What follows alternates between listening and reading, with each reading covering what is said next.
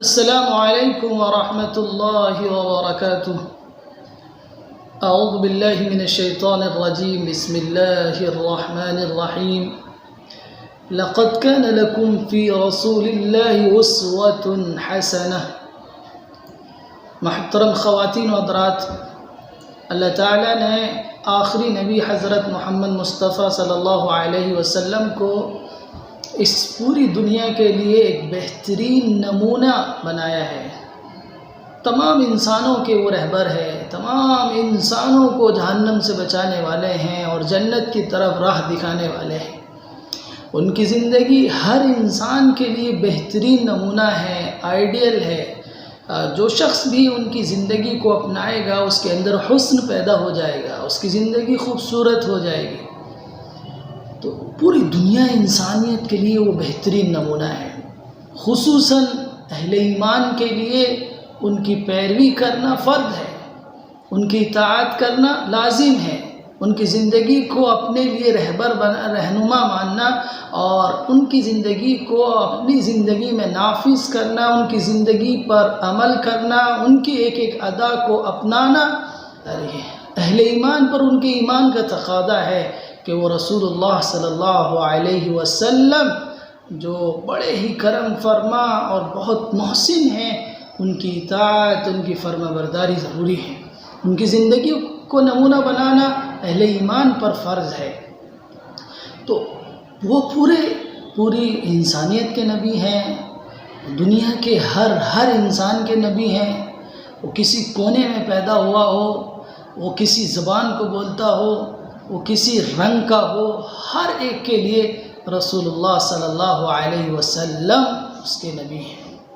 قُلْ يَا أَيُّهَا النَّاسِ إِنِّي رَسُولُ اللَّهِ إِلَيْكُمْ جَمِيعًا۔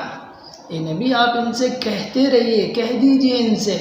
کہ میں تم سب کی طرف رسول بنا کر بھیجا گیا ہوں، کسی خاص قوم کے لیے نہیں، کسی خاص علاقے کے لیے نہیں، کسی خاص رنگ نسل کے لوگوں کے لیے نہیں۔ وہ ساری علاقائیت سے، رنگ و نسل سے سب سے اوپر ہیں، ہر ایک کے وہ نبی ہیں، وہ دنیا کے کسی کونے میں پیدا ہوا ہو۔ تو عمومی طور پر تو ہر ایک کے وہ نبی ہیں اور ہر ایک کے لیے بہترین نمونہ ہیں، لیکن جو لوگ ان کو مان لیں، ان کی پر ایمان لے آئیں، جن کو ہم اہل ایمان کہتے ہیں، مومنین کہتے ہیں، مسلمین کہتے ہیں، ان پر تو ان کی پیروی، ان کو آئیڈیل بنانا، ان کو نمونہ بنانا فرض ہو جاتا ہے۔ تو ان کی زندگی کے بے شمار واقعات ہیں، ان کی زندگی ہر ایمان والے کے لیے بہترین نمونہ پیش کرتی ہے، زندگی کے ہر موڑ پر ان کی زندگی ہمارے لیے رہنمائی کرتی ہے۔ رسول اللہ صلی اللہ علیہ وسلم کی زندگی میں پیش آئے واقعات بھی ہمارے لیے عبرت ہیں اور ہمارے لیے ان کے اندر سبق موجود ہے اور رہنمائی موجود ہے۔ آپ صلی اللہ علیہ وسلم کی زندگی کا ایک ایک واقعہ ہمیں تعلیم دیتا ہے، اس واقعے سے اخذ ہونے والے نتائج پر عمل کرنے کی ترغیب دیتا ہے۔ تو آئیے ہم آج آپ کے سامنے ایک نبی صلی اللہ علیہ وسلم کی زندگی کا ایک خوبصورت واقعہ، جس کو آپ نبی بنائے جانے کے بعد بھی یاد کرتے تھے، وہ واقعہ نبی صلی اللہ علیہ وسلم کی نبوت سے پہلے کا ہے۔ آپ کی عمر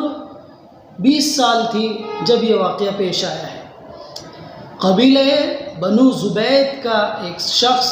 اپنا تجارتی سامان لے کر مکہ آیا۔ مکہ چونکہ اس وقت کی بہت بڑی منڈی تھی، لوگ دور دراز علاقوں سے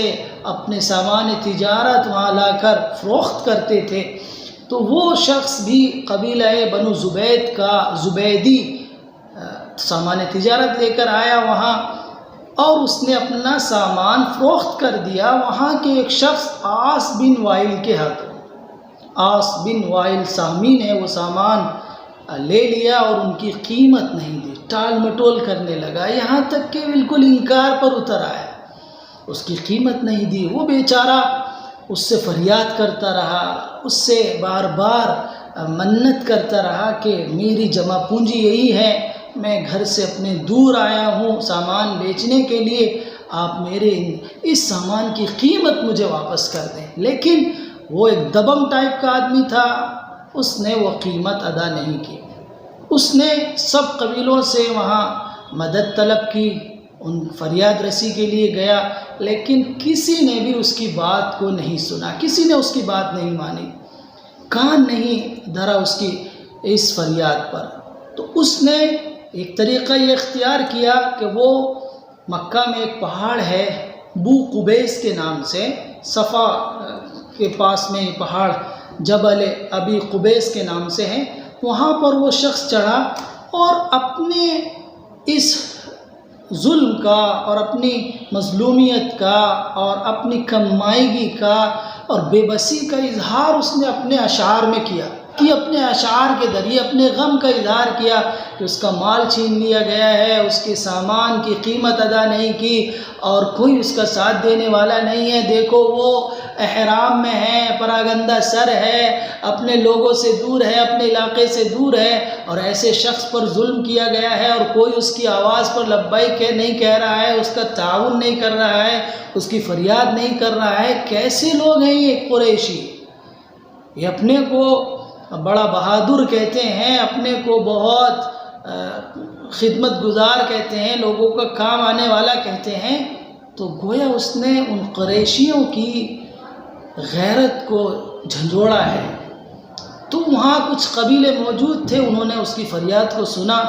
تو فوراً وہ اٹھ کھڑے ہو گئے، اور وہاں قریش کے بہت سے قبیلے موجود تھے۔ جب انہوں نے سنا کہ ایک مظلوم ہے، ایک غریب الدیار ہے، ایک پردیسی انسان ہے،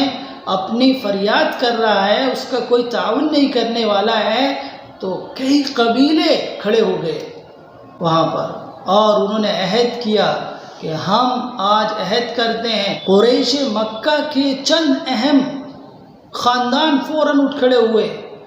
اور وہ ایک شخص کے گھر میں جمع ہوئے، اور انہوں نے عہد کیا اور ایک معاہدہ کیا کہ ہم مظلوم کی مدد کریں گے، ہم ظلم کا خاتمہ کریں گے، ہم مظلوم کی مدد کریں گے، وہ چاہے کسی گھرانے سے ہو، کسی قبیلے سے ہو، وہ اپنا ہو، پرایا ہو، وہ مکہ کا ہو یا باہر کا ہو، ہم اس کا تعاون کریں گے، ہم اس کی مدد کریں گے۔ چنانچہ وہ سب جمع ہوئے، اور اس معاہدے میں نبی اکرم صلی اللہ علیہ وسلم بھی شریک تھے کہ ظلم کے خاتمے کے لیے، ظلم کو روکنے کے لیے، مظلوم کی مدد کرنے کے لیے، انصاف دلانے کے لیے وہ لوگ اکٹھا ہوئے تھے، تو رسول اللہ صلی اللہ علیہ وسلم بھی وہاں موجود تھے۔ چنانچہ وہ سب گئے اور عاص بن وائل سے سامان چھینا اور اس زبید قبیلے کے شخص کو وہ سامان واپس کر دیا، اور پھر ان سب نے یہ عہد کیا تھا وہاں پر کہ آج کے بعد کسی پر ظلم ہوگا تو ہم کھڑے ہیں، ہم اس کے ظلم کو روکیں گے۔ یہ معاہدہ ہوا ظلم کے خاتمے کے لیے، مظلوم کی مدد کے لیے۔ یہ ایک سنہرا واقعہ ہے، مشہور واقعہ ہے، سیرت کی کتابوں میں موجود ہے،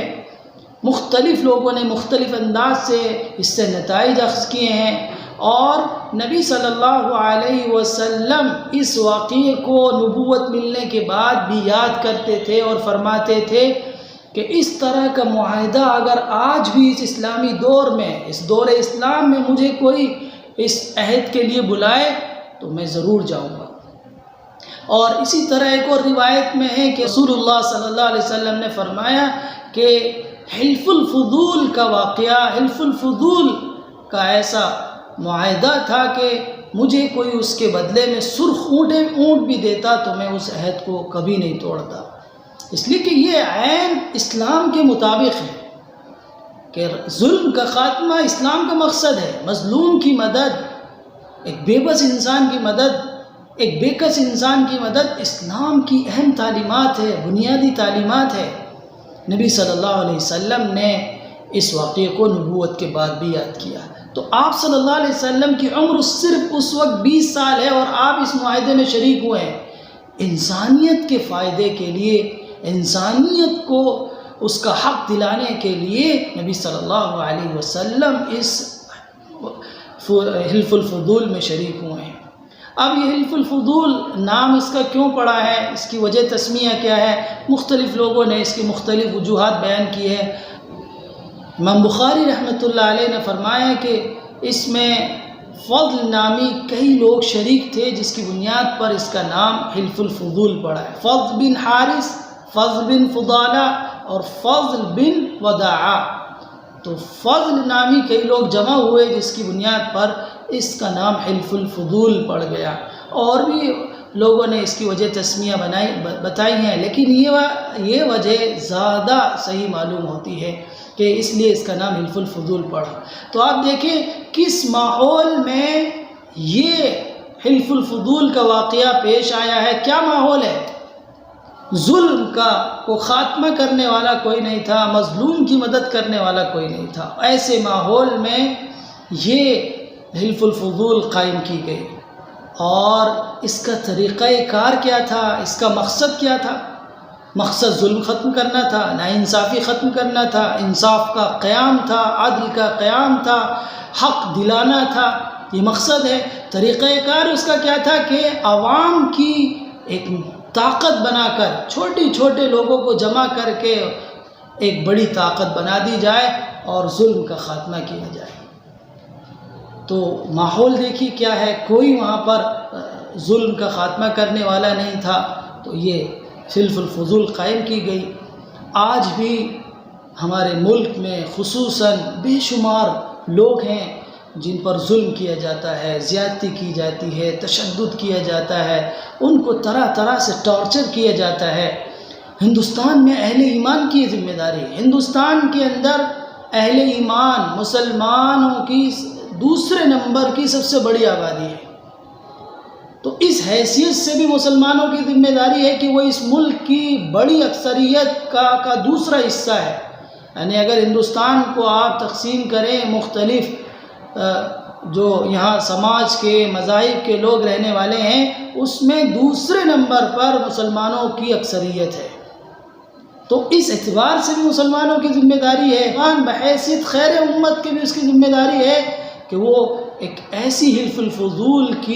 کا نمونہ اس دور میں پیش کرے۔ حلف الفضول کا جو واقعہ نبی صلی اللہ علیہ وسلم کی نبوت سے قبل پیش آیا تھا، اس کی مثال اس دور میں پیش کرے، یہ اہل ایمان کی ذمہ داری ہے کہ وہ جن پر ظلم ہو رہا ہے، جو مظلوم ہیں، جو ستائے جا رہے ہیں، جن کو ٹارچر کیا جا رہا ہے، جنہیں طرح طرح سے نشانہ بنایا جا رہا ہے، ان کو اس ظلم سے نکالیں، مظلوم کا ساتھ دے کر ظلم کا خاتمہ کریں، عدل و انصاف کا قیام کریں۔ اب ہمیں بھی ضرورت ہے، ہمارا بھی طریقہ کار، جس طرح انہوں نے بھی مختلف لوگوں کو ملا کر، چھوٹی طاقت کو ملا کر ایک بڑی قوت وجود میں لائی تھی، ہماری بھی ذمہ داری اہل ایمان کی کہ وہ اپنے اپنے علاقے میں جو کمزور ترین طبقے ہیں ان کو ساتھ لے کر، جن پر ظلم ہوا تھا ان کو ساتھ لے کر ایک بڑی تنظیم تحریک بنائے جس کے ذریعے سے ظلم کا خاتمہ ہو۔ ظلم کسی پر بھی ہو،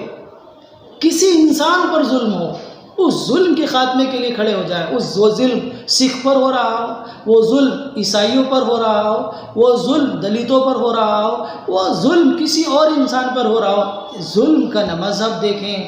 نہ اس کا کوئی رنگ دیکھیں، نہ اس کی نسل دیکھیں، نہ اس کا خاندان دیکھیں، بلکہ مظلوم کی مدد کریں اور ظالم کا خاتمہ کریں۔ اس ظالم کا تعلق چاہے کسی سے ہو، وہ ظلم کرنے والا کوئی مسلمان ہو یا کوئی اور ہو، اسی طرح وہ مظلوم مسلمان ہو یا کوئی اور ہو، اس کا تعاون کریں، اس کا ساتھ دیں اور ظالم کا خاتمہ کریں، ظلم کا خاتمہ کریں۔ اس لیے کہ ظلم جب تک ہوتا رہتا ہے، بیچارے غریب